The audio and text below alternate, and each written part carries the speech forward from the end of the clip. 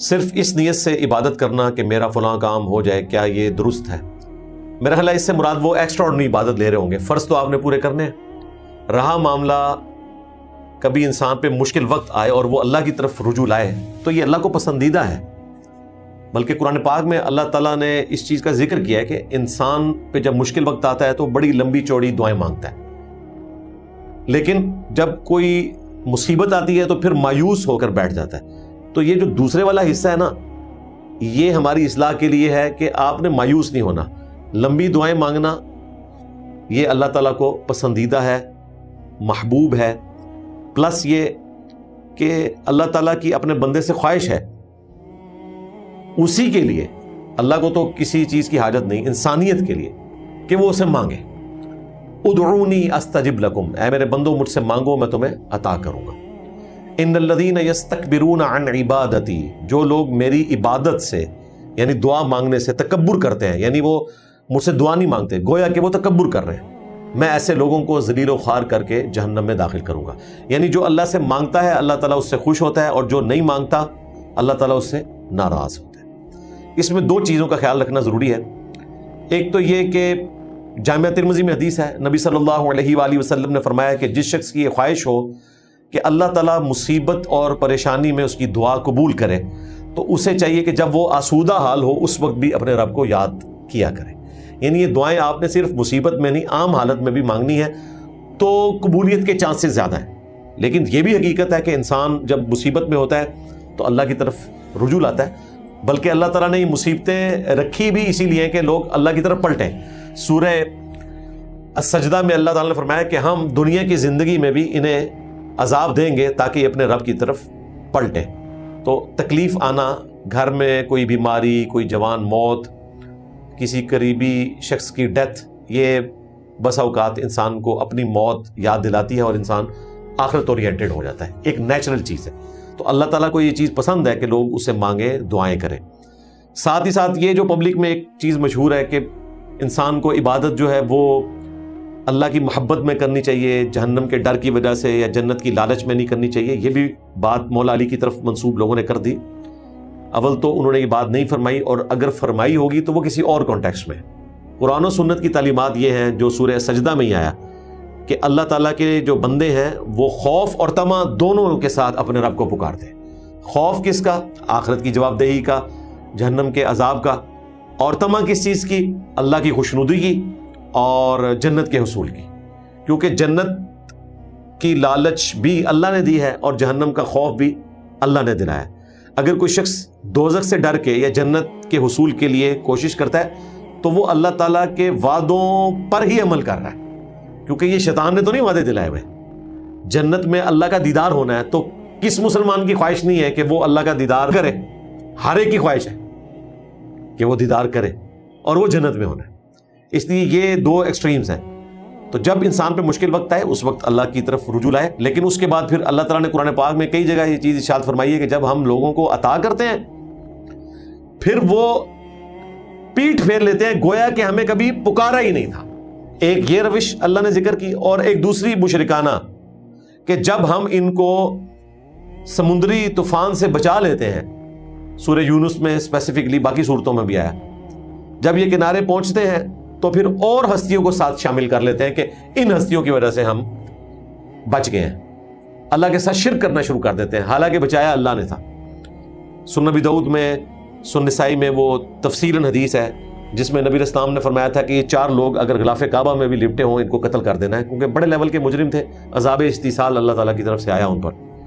ان میں سے ایک اکرمہ بن ابی جہل تھا، اور اس میں اتنا غصہ تھا اسلام اور پیغمبر اسلام کے خلاف صلی اللہ علیہ وآلہ وسلم کہ فتح مکہ کے دن جب کہ قریش مکہ نے مان لیا تھا کہ آج ہم ان کا مقابلہ نہیں کر سکتے، ان کا سردار بیک فٹ پہ چلا گیا ابو سفیان، اس نے امان حاصل کر لی۔ سردار نے قبائلی سسٹم میں جب امان حاصل کر لی تو اور تو کسی نے کھڑے نہیں ہونا تھا، اسی لیے فتح مکہ جو ہے بغیر جنگ کے ہی ہوگی، 10,000 کا لشکر تھا۔ لیکن اکرمہ بن ابی جہل وہ شخص تھا جو اس دن بھی تلوار نکال کے باہر آیا، اور کچھ مسلمان اس کی وجہ سے زخمی ہوئے، 1-2 شہید بھی ہو گئے۔ اور پھر خالد بن ولید کا دستہ جب سامنے آیا زمانہ جاہلیت سے دوستی تھی خالد بن ولید کے ساتھ اکرمہ کی، اور رشتہ داری بھی تھی خاندانی طور پہ، صرف دوستی نہیں تھی، قبیلوں کا آپس میں رشتہ بھی تھا۔ تو خالد بن ولید نے اس کو اشارہ کیا کہ بھئی آج میں نے کسی رشتہ داری کا خیال نہیں رکھنا۔ بس وہ پھر سمجھ گیا کہ آج میں نے نہیں بچنا۔ پہلے اس نے کوئی تلوار چلانے کی کوشش کی کہ میں آج اپنے باپ ابو جہل کے قتل کا بدلہ لوں، پھر وہ وہاں سے بھاگ گیا، اور اس نے وہی چیز اڈاپٹ کی جو سورہ توبہ میں آیا کہ 4 مہینے کا ٹائم ہے، یا تو اسلام قبول کرو یا جزیرہ نما عرب چھوڑ کے چلے جاؤ، ادروائز جہاں پائے جاؤ گے قتل کیے جاؤ گے، کیونکہ انبیاء کے انکار کرنے کے اوپر عذاب استیصال آتا ہے۔ تو نبی اسلام 23 سال تک دعوت و تبلیغ کرتے رہے، اور رسول تھے، صرف نبی نہیں تھے، رسول تھے، اسپیسیفکلی رسولوں کے لیے یہ چیز ہے۔ جس طرح قوم نوح کو اللہ نے برباد کیا، فرعونیوں کو ڈبو دیا، قوم شعیب کو برباد کیا، قوم لوط کو برباد کیا، تو قریش مکہ نے بھی برباد ہونا تھا، انہوں نے بھی وقت کے پیغمبر کا انکار کیا ہوا تھا۔ لیکن سورہ توبہ کی آیت نمبر 14 میں آیا کہ اس دفعہ اللہ تعالیٰ مسلمانوں کی تلواریں ان پر مسلط کرے گا، یعنی یہ عذاب استیصال تلوار کے ذریعے آئے گا۔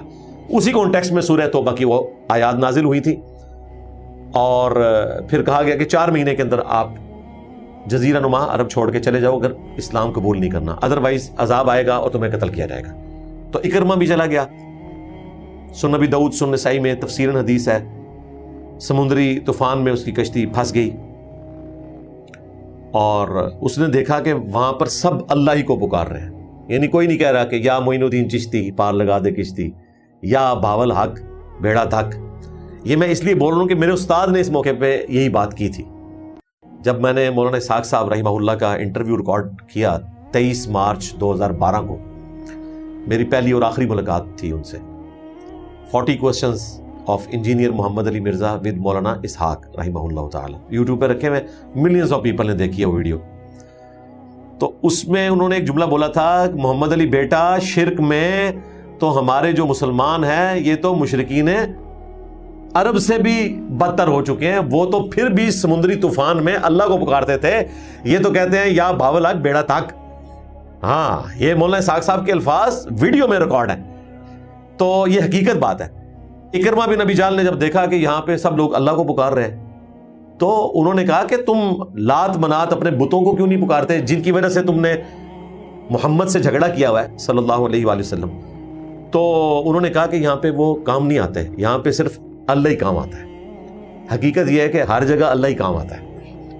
تو وہاں اکرمہ نے پھر نیت کی کہ یا اللہ اگر تو نے آج مجھے بچا لیا تو میرا تیرے سے وعدہ ہے۔ اللہ کو تو مانتے ہی تھے نا، لیکن ساتھ چھوٹے آلیہ بھی مانتے تھے، منی گاڈز بھی مانتے تھے۔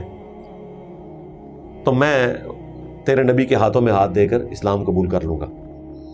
اللہ نے قسمت میں ہدایت لکھی ہوئی تھی، بچ گئے، لیکن ظاہر ہے قتل ہونے کا خوف بھی تھا، چھپتے چھپاتے ڈائریکٹ حضور کے پاس پہنچ گئے۔ نبی علیہ السلام نے توبہ بھی قبول کر لی، اور اس حدیث کی وجہ سے یہ چیز بھی ثابت ہوئی کہ مرتد کی بھی توبہ قبول ہے، اور وہ مرتد بھی کوئی آخری درجے کا تھا، اگرچہ اس نے اسلام نہیں قبول کیا لیکن وہ مرتد پلس تھا اس حوالے سے کہ اس کے قتل کے فتوے اللہ کے پیغمبر نے جاری کیے تھے کہ غلاف کعبہ میں بھی مار دیا جائے، جہاں کی حرمت کا آپ نے خیال رکھنا ہے، کعبہ میں آپ تلوار نہیں چلا سکتے۔ اور بخاری مسلم میں موجود ہے کہ قیامت تک کے لیے دوبارہ سے اب یہ کعبہ حرم ہے، اللہ نے اس کو ایک دن کے لیے حلال کیا تھا، وہ بھی میرے لیے۔ ہاں، اس کے بعد بھی یہاں کوئی قتل و غارت نہیں ہو سکتا، خواہ کوئی جانی دشمن بھی کسی کا سامنے آ جائے، آپ وہاں پہ کوئی چیز اس طرح کی کر نہیں سکتے۔ تو یہ مرتد پلس والا معاملہ ہو گیا، قبول کر لی توبہ۔